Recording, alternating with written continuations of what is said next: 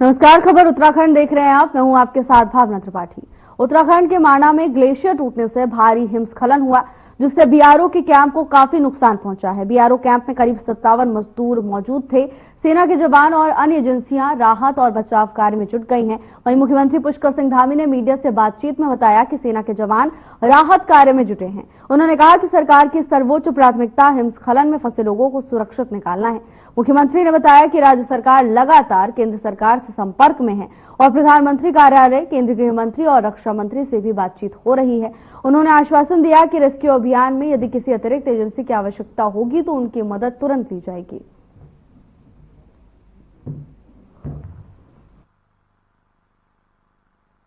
अलग अलग स्थानों के हैं, उनकी पूरी डिटेल अभी जल्दी आ जाएगी, इसीलिए हम हेल्पलाइन नंबर जारी करेंगे। पास में वहाँ आईटीबीपी का भी सेंटर है, लेकिन फिर भी क्या हम कोई अस्थायी हॉस्पिटल भी वहाँ पे क्या एस्टैब्लिश कर रहे हैं, जिससे कि क्योंकि अभी ले जाना तो बड़ा मुश्किल होगा, वहीं पर एक ट्रीटमेंट। अभी आईटीबीपी के हॉस्पिटल में जो लोग रेस्क्यू किए गए हैं उनको इलाज मिल रहा है, लेकिन आगे जोशीमठ और 2-3 स्थान जो हमारे नजदीक के स्थान हैं और जो माणा का हेलीपैड है उसको भी हम लोग एक्टिवेट करने पर पूरी तरह से जो है मौसम ठीक होने पर एक्टिवेट करेंगे। चमोली के माणा गांव के पास ग्लेशियर टूटने से एक बड़ा हादसा हो गया, जिसमें 57 मजदूर फंस गए थे, जिसमें से कई लोगों को रेस्क्यू कर लिया गया है, जिसमें 2 लोगों की हालत गंभीर बताई जा रही है। हादसे की सूचना मिलते ही उत्तराखंड के मुख्यमंत्री आपदा प्रबंधन के कार्यालय पहुंचे और अधिकारियों से वहां के हालात पर बैठक की। सीएम पुष्कर सिंह धामी ने कहा कि हादसे को लेकर राज्य सरकार पूरी तरह से अलर्ट है। आईटीबीपी और बीआरओ की टीम मौके पर है। एसडीआरएफ के साथ साथ दूसरी टीम भी लगी हुई है।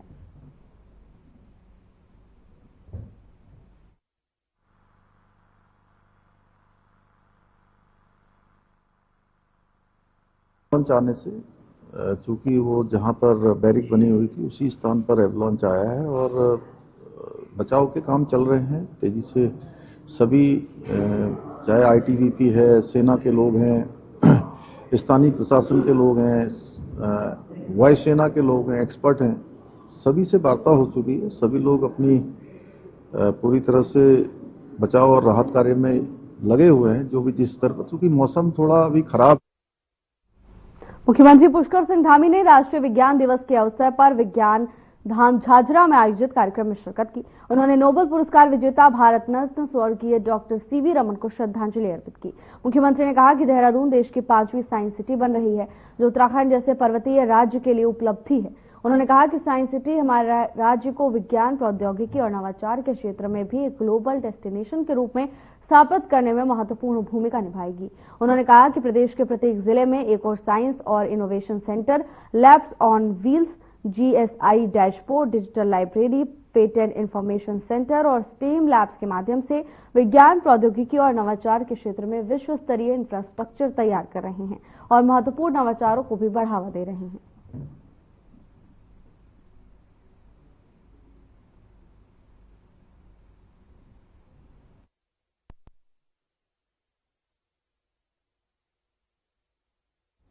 मुख्यमंत्री पुष्कर सिंह धामी 63वें भव्य कोटिलिंग रुद्र महायज्ञ में शामिल हुए। इस दौरान उन्होंने कहा कि प्रधानमंत्री मोदी के नेतृत्व में हमारी सनातन संस्कृति की पताका संपूर्ण विश्व में लहरा रही है। दुनिया भर के देश हमारी प्राचीन संस्कृति से परिचित हो रहे हैं। उन्होंने कहा कि उसके कई सारे उदाहरण हम सबको देखने को मिल रहे हैं। आज हम देश के अंदर देखें तो भगवान महादेव की नगरी काशी में भव्य और दिव्य कॉरिडोर बनकर तैयार हो गया। सीएम धामी ने कहा कि प्रधानमंत्री मोदी की पहल से काशी में दिव्य और भव्य कॉरिडोर बनाया गया है, जिसमें एक साथ 5 लाख से भी ज्यादा भक्त आते हैं और दर्शन पूजन कर मां गंगा का जल भगवान भोलेनाथ को अर्पित करते हैं। उज्जैन में महाकाल कॉरिडोर बनाया गया है।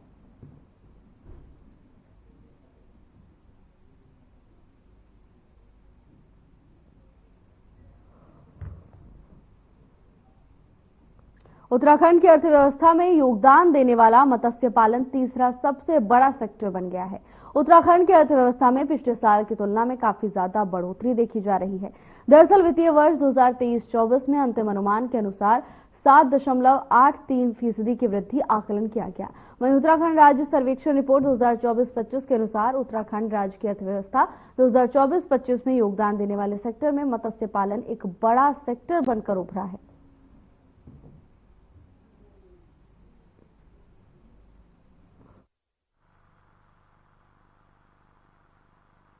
उन्होंने पर्वतीय क्षेत्रों की समस्या समझते हुए, और जो मैंने 2022 में जब ये पद ग्रहण किया था, मैंने एक बात कही थी, उत्तराखंड के दुर्गम दूरस्थ क्षेत्रों और पर्वतीय क्षेत्रों के लिए अगर रोजगार कोई चीज उत्पन्न कर सकती है तो वो मत्स्य पालन, दुग्ध विकास, हमारा एग्रीकल्चर, हॉर्टिकल्चर और हमारा एनिमल हस्बेंड्री विभाग, ये बहुत अहम रोल प्ले करेंगे। और देखिए, आज 3 साल बाद ये स्पष्ट हुआ है कि जीडीपी में जो कंट्रीब्यूशन है वो fisheries third fastest growing sector है एट 9.39%। लेकिन ये पॉसिबल भी तभी हो पाया जब मुख्यमंत्री जी ने और वित्त मंत्री जी ने लगातार मेरे विभागों को सपोर्ट किया है, और जो भी प्रपोजल्स हम उनके पास लेके गए उन प्रपोजलों को स्वीकृति मिली।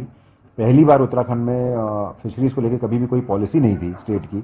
हमने इस सरकार में फिशरीज की मुख्यमंत्री मत्स्य संपदा योजना की पॉलिसी बनाई, जिसमें हमने पहली बार मातृशक्ति को फिशरी से जोड़ने के लिए 50% सब्सिडी दी, जो प्रधानमंत्री मत्स्य संपदा योजना। चमोली में बद्रीनाथ के पास माना में आए एवलांच के बाद रेस्क्यू ऑपरेशन जारी है। सुबह 14 लोगों को रेस्क्यू किया गया है। इस तरह अब तक कुल ग्लेशियर के मलबे में दबे 47 लोगों का रेस्क्यू कर लिया गया।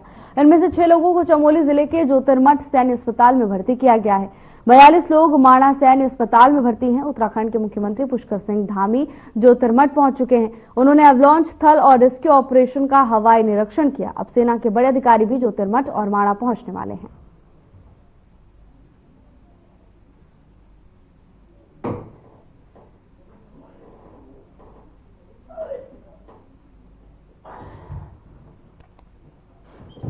उत्तराखंड में इन दिनों नेताओं के बयान चर्चा का विषय बने हुए हैं। नेताओं के वायरल वीडियो पर खूब राजनीति हो रही है। उत्तराखंड सरकार के कैबिनेट मंत्री सुबोध उनियाल का एक वीडियो भी वायरल हो रहा है, जिसमें वो लोगों को बता रहे हैं कि कौन कहां से आया है। इस पर उत्तराखंड बीजेपी के प्रदेश अध्यक्ष महेंद्र भट्ट ने कहा कि इतिहास को पढ़ने और लिखने की जरूरत है। कौन कहां से आया है ये परिभाषित करने की जरूरत नहीं है। इस पर उत्तराखंड कांग्रेस की तरफ से पलटवार हुआ है। कांग्रेस के प्रदेश प्रवक्ता डॉक्टर प्रतिमा सिंह ने कहा कि इतिहास लिखा नहीं जाता, बन जाता है।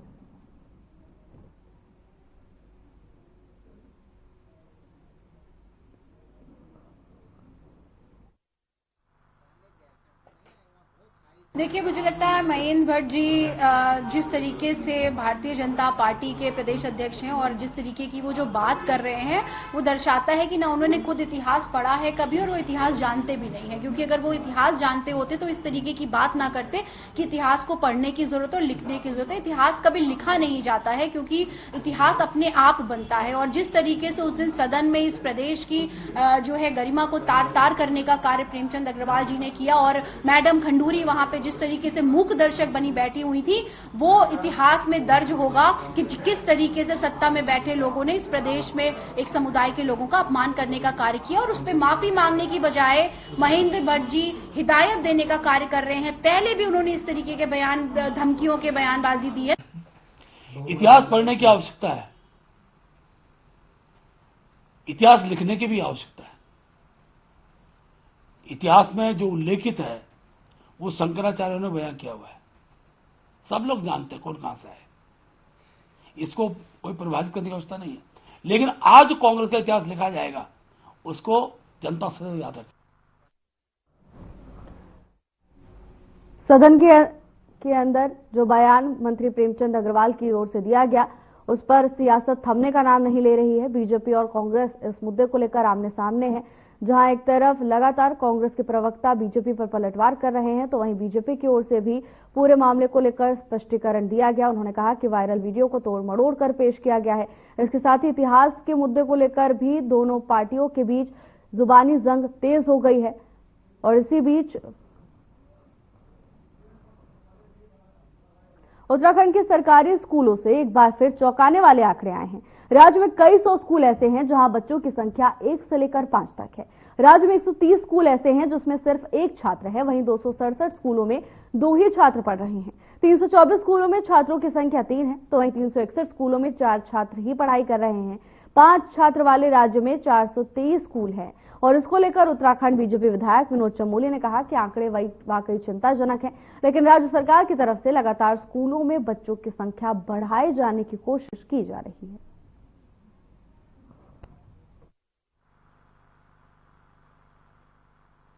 देखिए, इस पर बड़ी विस्तार से विधानसभा में चर्चा हुई है और जो हमारे शिक्षा मंत्री हैं डॉक्टर धन सिंह रावत जी, उन्होंने बहुत ओपन माइंड से और सारे विषयों पर चर्चा वहां पर की है। हमारा ये मानना है कि जिन स्कूलों में छात्र संख्या कम है और कहीं तो एक एक दो दो छात्र हैं, उसके बावजूद वहां शिक्षक हैं कई, तो ऐसे स्कूलों को क्लस्टर बेस्ड जो हमारी योजना है स्कूल चलाने की, उसमें शिफ्ट होना चाहिए। ये उन्होंने वहां भी कहा, सब लोगों ने इसका मंतव्य भी रखा अपना, इस तरह किया जाना चाहिए। तो निश्चित तौर पर इसमें कोई न कोई कदम उठाने पड़ेंगे, क्योंकि जिन स्कूलों में छात्र संख्या ही नहीं है,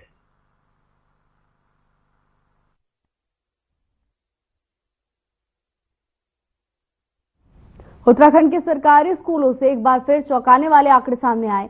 राज्य में कई सौ स्कूल ऐसे हैं जहां बच्चों की संख्या 1 से लेकर 5 तक है। राज्य में 130 स्कूल ऐसे हैं जिसमें सिर्फ एक छात्र हैं, वहीं 267 स्कूलों में 2 ही छात्र पढ़ रहे हैं। 324 स्कूलों में छात्रों की संख्या 3 है।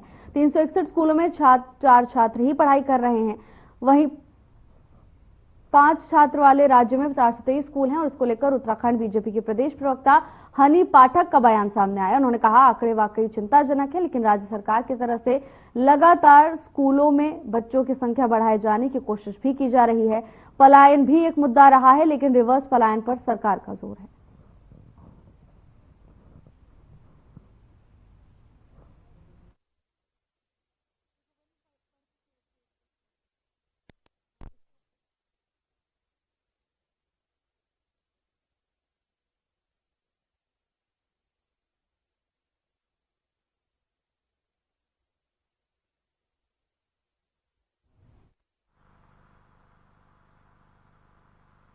देखिए, ये आंकड़े वाकई में चिंताजनक है, लेकिन ऐसा नहीं है कि हमारी सरकार इस पर कोई भी कार्य नहीं कर रही है। बच्चों को और ज्यादा शिक्षा की तरफ अग्रसर कराने के लिए संस्कृत विद्यालयों में 1 से 12 तक की बालिकाओं को छात्रवृत्ति योजना के तहत भी नवाजने की बात करी है हमारे मुख्यमंत्री श्री पुष्कर सिंह धामी जी ने, और बच्चों को छात्रवृत्ति योजनाएं भी दे रही हैं। सभी स्कूलों में मिड डे मील से लेकर हर सुविधाएं प्रदान की जा रही है। ड्रेसेस फ्री में दिए जा रहे हैं बच्चों को, आर्थिक तौर पर जो कमजोर है। सरकारी स्कूलों में भी ये सुविधाएं दी जा रही हैं। तो बच्चों को लाने के लिए पूरा प्रयास हमारी तरफ से किया जा रहा है। और जहां तक इन आंकड़ों की बात है, तो देखिए, इसमें कहीं ना कहीं पलायन भी जिम्मेदार है।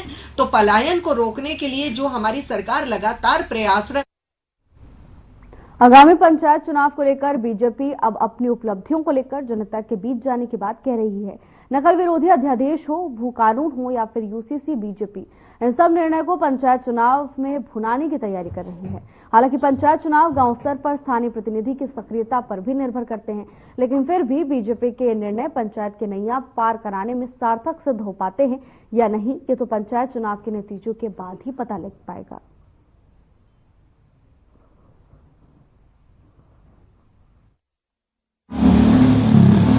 देखिए, जिस प्रकार से हमारी भारतीय जनता पार्टी को देवतुल्य जनता ने लोकसभा, विधानसभा और नगर निकाय चुनाव में एक अपना आशीर्वाद दिया है, उसी प्रकार से पंचायत चुनाव को लेकर भी हमारी भारतीय जनता पार्टी पूरी तरीके से कार्य कर रही है।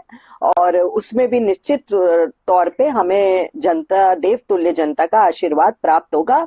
और हम जो हमारे यशस्वी मुख्यमंत्री श्री पुष्कर सिंह धामी जी ने अब तक के कार्य किए हैं, उसको लेकर जनता के बीच जाएंगे और जनता उन सब कार्यों को देखते हुए ही नगर निकाय चुनाव में हमें।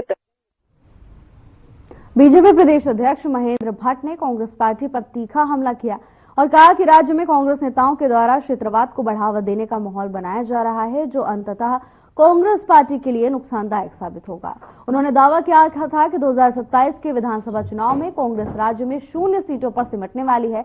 महेंद्र भट्ट के इस बयान पर कांग्रेस के प्रदेश उपाध्यक्ष सूर्यकांत धमसाना ने पलटवार किया। उन्होंने कहा कि बीजेपी की नीतियों के कारण जनता में असंतोष बढ़ रहा है और आने वाले चुनावों में बीजेपी को इसका खामियाजा भुगतना पड़ेगा।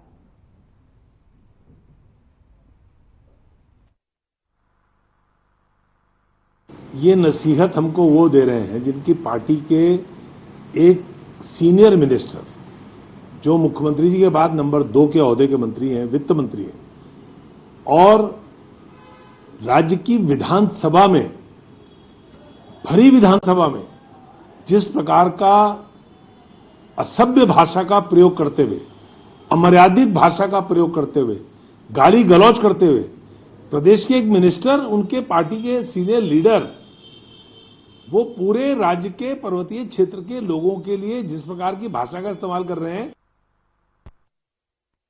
उत्तराखंड में पिछले 3 दिनों से बारिश और पहाड़ी जिलों में भारी बर्फबारी जारी रही। इसी बीच मौसम विभाग ने 1 मार्च यानी आज से मौसम साफ होने की बात कही है। हालांकि शाम या रात में मौसम विभाग के द्वारा फिर से बादल होने और कई जगह बारिश के साथ बर्फबारी होने की संभावना जताई। मौसम विभाग के मुताबिक 2 मार्च से फिर मौसम बदल सकता है।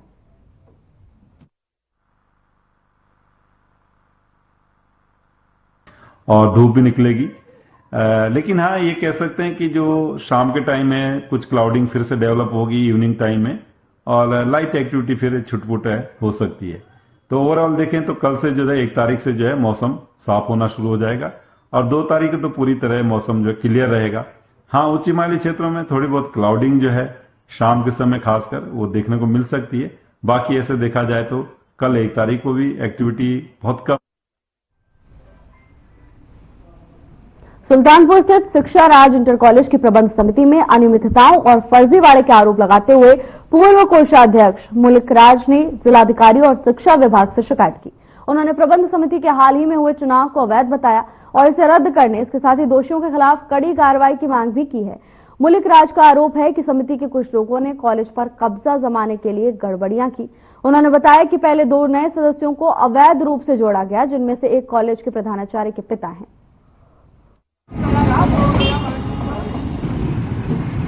पिछले चुनाव में कोषाध्यक्ष था, चुनाव दिसंबर में होने थे। इन्होंने फर्जीवाड़ा करके 2 मेंबर बढ़ाए, एक मास्टर सुखराम सिंह हेरुपुर, एक शिक्षण प्रिंसिपल के पिताजी, वो फर्जी बढ़ाए। जबकि समिति का चुनाव 7 में भी हो सका था, 7 तो कोई दिक्कत नहीं। हमें झूठ बोलते रहे कि 12 की हो। वो इन्होंने 2-3 महीना का टाइम बढ़ाया फर्जीवाड़ा कर। उसके बाद फिर इन्होंने जो लिस्ट लगा रखी थी 17 में होता, 18 में चुनाव होना था। 18 के बजाय 17 में लोगों को धमका, मेंबरों को धमका चमका था।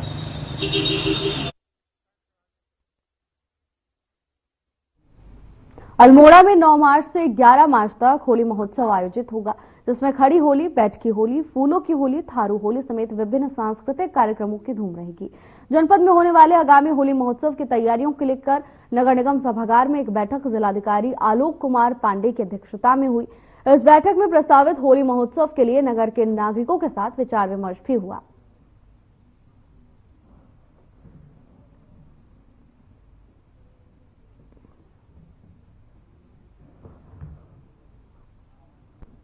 महान वैज्ञानिक चंद्रशेखर रमन के जन्मदिन के मौके पर राष्ट्रीय विज्ञान दिवस को अल्मोड़ा के मानस खंड विज्ञान केंद्र में धूमधाम से मनाया गया और इस आयोजन में सीवी रमन को उनके द्वारा किए गए कार्यों के लिए याद भी किया गया।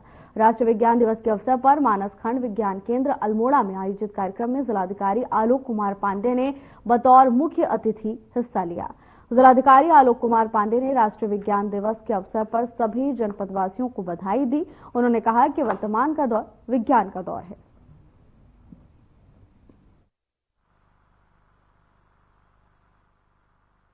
और मेरा यही कहना है कि इस सेक्टर का जितना से अध्यापक से लेकर बच्चे इसका लाभ उठाएं और जो वैज्ञानिक अपने प्रयोग है उसको अपने जीवन में स्थापित करें, उसको बाजार तक पहुंचाएं। इसी से अल्मोड़ा मुख्य वन संरक्षक कुमाऊं धीरज पांडे ने अल्मोड़ा में उत्तरी कुमाऊं वृत्त के प्रभागीय वन अधिकारियों के साथ वन अग्नि सुरक्षा और अन्य महत्वपूर्ण विषयों को लेकर समीक्षा बैठक की। बैठक में अल्मोड़ा, बागेश्वर, पिथौरागढ़ और चंपावत वन प्रभागों के डीएफओ शामिल हुए। इस दौरान मुख्य वन संरक्षक ने वन अपराध नियंत्रण, विभिन्न योजनाओं की प्रगति और फिजिकल फाइनेंस प्रोग्रेस की समीक्षा की।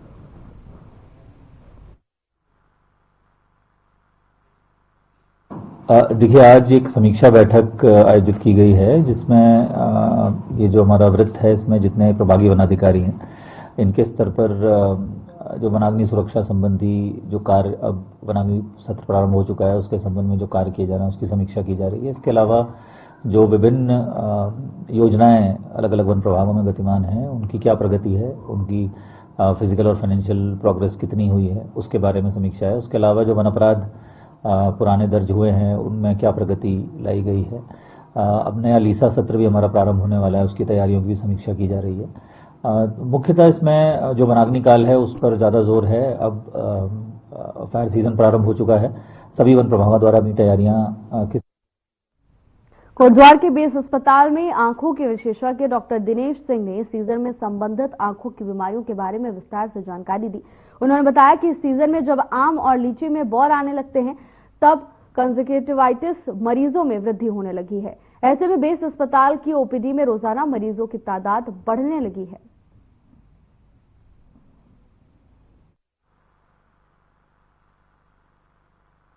कि ये सीजन आम के भौरे वाले होते हैं और चेंजिंग मौसम है। इस सीजन में आंख पे बहुत इफेक्ट पड़ता है। ये चेंजिंग मौसम में आंख में एलर्जी बहुत हो जाती है। आंख में खुजली आना, आंख लाल हो जाना, धुंधला दिखना, ये एलर्जी के निशानी होते हैं। ऐसा जब भी हो तो तुरंत डॉक्टर से सलाह लें। इसके साथ साथ इस सीजन में इन्फेक्शन भी बहुत होते हैं, जिसको आमतौर पे लोग कंजक्टिवाइटिस बोलते हैं। देहरादून के जिला शिक्षा अधिकारी प्रारंभिक शिक्षा प्रेमलाल भारती अपनी तैनाती के बाद से प्राथमिक शिक्षा में सुधार के लिए लगातार प्रयासरत हैं। शहरी क्षेत्र के सरकारी और निजी स्कूलों में शिक्षा के सुधार के लिए कई योजनाएं लागू की गई हैं। निजी स्कूलों में आरटीई का सख्ती से पालन कराया जाएगा। जिले के सभी स्कूलों में मूलभूत सुविधाएं विकसित की जा रही हैं। इसके लिए जिलाधिकारी देहरादून के माध्यम से सभी स्कूलों में फर्नीचर की समुचित व्यवस्था की जा रही है।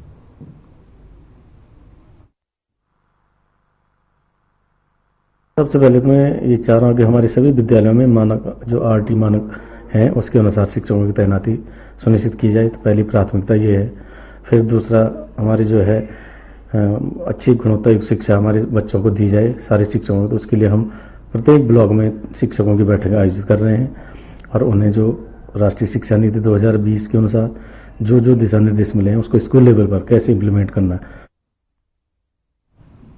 आरटीओ कार्यालय देहरादून में नवनियुक्त एआरटीओ को लेकर एक मीटिंग रखी गई, जिसकी अध्यक्षता आरटीओ प्रशासन सुनील शर्मा ने की।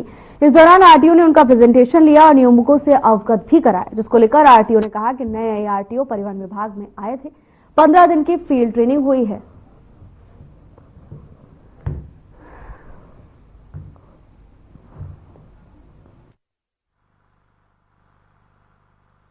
देखिए, परिवहन विभाग में हमारे नए एआरटीओज जो कमीशन से फाउंडेशन कोर्स करके आए हैं, वो आप संभाग के अंदर 5 एआरटीओज अपनी ट्रेनिंग के लिए आए थे, जो फील्ड ट्रेनिंग करनी थी। उसमें उन्होंने 15 दिन का ट्रेनिंग प्रोग्राम कंप्लीट कर लिया है, जिसमें 2 एआरटीओज देहरादून में ट्रेनिंग कर रहे थे, 2 ऋषिकेश में और 1 रुड़की के अंदर। नवनियुक्त एआरटीओ को लेकर बैठक हुई है। बता दें कि सभी नवनियुक्त एआरटीओ को 15 दिन की फील्ड ट्रेनिंग दी गई है और अब 15 दिन की फील्ड ट्रेनिंग के बाद ये सभी अपनी प्रेजेंटेशन देंगे और नियमों से इन सभी को अवगत कराया गया है। 15 दिन की फील्ड ट्रेनिंग हुई है। उन्होंने बताया कि अब इनका प्रेजेंटेशन लिया जाएगा, जिसके बाद इनकी तैनाती ऑफिस में कर दी जाएगी।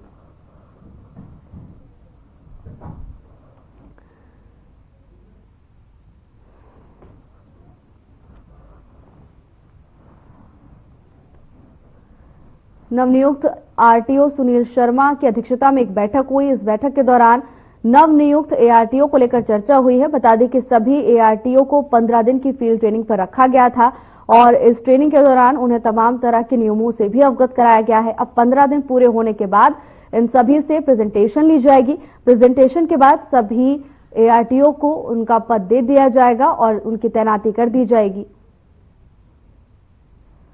नियमों को लेकर भी अवगत कराया है। आरटीओ ने कहा कि नए एआरटीओ की नियुक्ति की तैनाती की जाएगी, लेकिन इससे पहले उनसे एक बार प्रेजेंटेशन भी लिया जाएगा। बता दें कि 15 दिन तक इन सभी एआरटीओ को फील्ड ट्रेनिंग पर रखा गया था। 15 दिन तक इन सब की ट्रेनिंग कराई गई।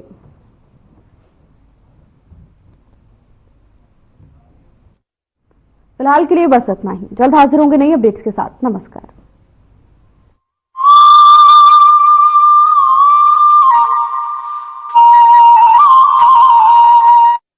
क्या रंग खिला